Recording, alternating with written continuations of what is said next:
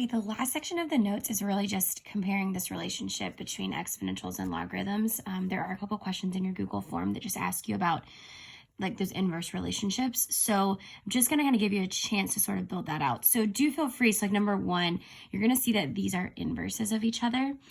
So we've talked a little bit about what that means in the separate problems. So feel free to graph each of them separately in your calculator. So I did that first. So the 3 to the x minus 2 plus 1, just once again, be careful with the way you plug them in your calculator.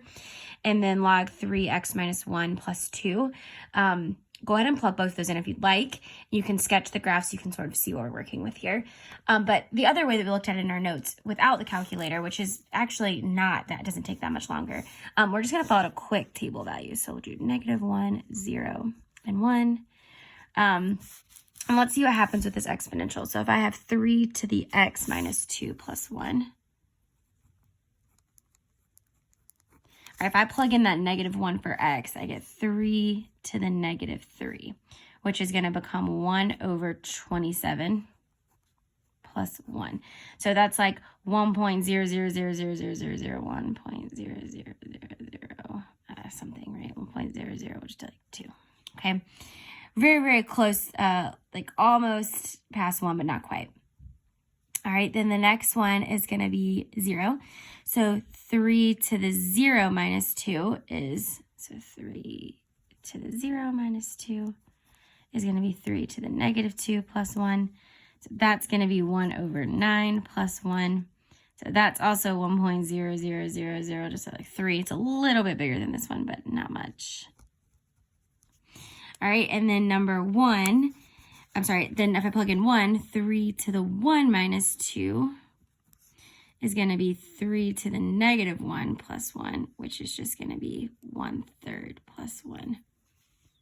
So 1.33. Okay, so from here, we can see that we're going to have at -1, we're going to have -1, 1.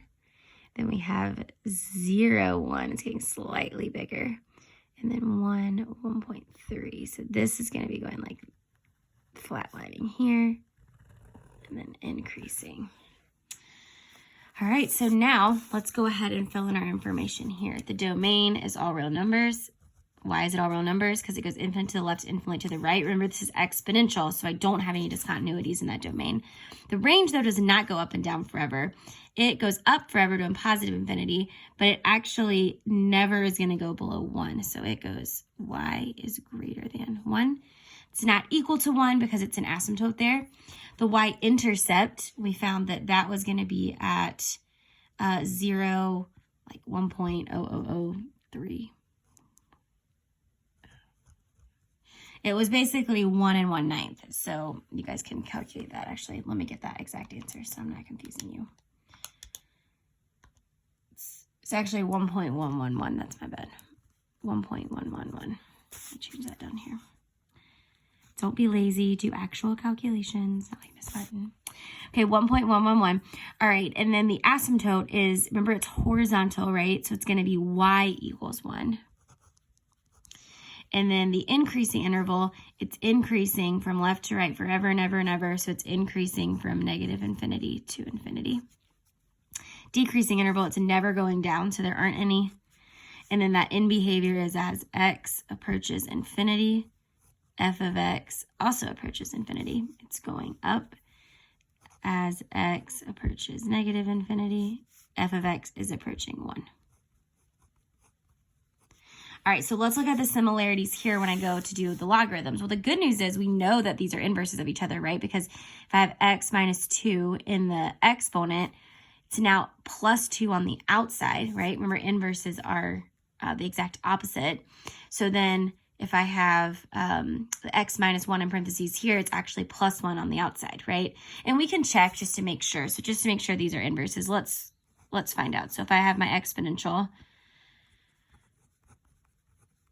okay, let's turn into logs and make sure that this is actually that inverse. Okay, so what's the first thing I would do is switch the x and the y. So this is actually y equals. This is going to become x equals 3 to the y minus 2 plus 1.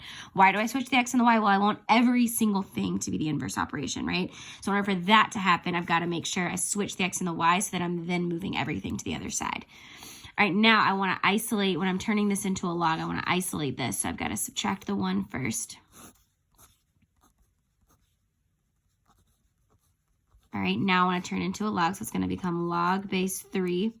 And I switch places here, so this is going to become x minus 1 equals y minus 2. Okay, so log base 3 of x minus 1 equals y minus 2. Oops. Now I want to get y by itself, so I'm going to add the 2. Where does that 2 go? Well, it can't go in the parentheses, so I'm just going to leave it on the outside. All right, so now let's compare. Is that the same thing? X minus 1 in parentheses plus 2 on the outside. Yep, that is the inverse. So you can actually just go ahead and assume that all of these 1/2, negative x to the exponent and negative log here, minus 5 and plus 1. Yep, you can assume that those are all inverses for there. All right, cool. So now that I know it's inverses, what do I know about my table? Well, I can just switch my x and my y, right? So this is going to be 1 point... Let me figure this out too, make sure I did this correctly. 1/27 is 0.03. I'm really messing this up. I'm sorry, guys. So 1.03, this is going to be 1.11, 1.33, and that's going to be -101.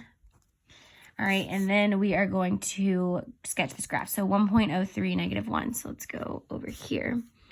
1.03, -1. And then 1.110, 1.110, and then 1.331. All right, so this one is going to look like this. Okay, so we do have an asymptote at 1, but it's not at y equals 1, it's actually at x equals 1. Okay, so notice that all of these are going to be inverses of each other, right? So my domain isn't all real numbers for this one. It's actually going to be the range that's all real numbers because that x and y switched, right? And then it's not my range that's greater than 1. It's actually my domain is greater than 1. So x is greater than 1. Okay, and then the x-intercept, well, here I had a y-intercept at 1.11. Well, now I actually have an x-intercept at 1.11. So it's actually 1.11 for x. All right, and then increasing interval, it is increasing forever. So the same thing over here, only it's not negative infinity to infinity. It's actually starting just at 1 to infinity. It's not decreasing. And in behavior, as x approaches infinity, f of x approaches what? As x approaches 1, f of x approaches what? So as x approaches infinity, f of x is going up. As x approaches 1, f of x is going to negative infinity. So notice that this down here just switched places. This used to be negative infinity and 1. Now it's 1, negative infinity. So it's the same thing we did before, just really looking at these side by side to see those relationships. So go ahead and you can work through 2, 3, and 4 on your own, and then check your answers at the end.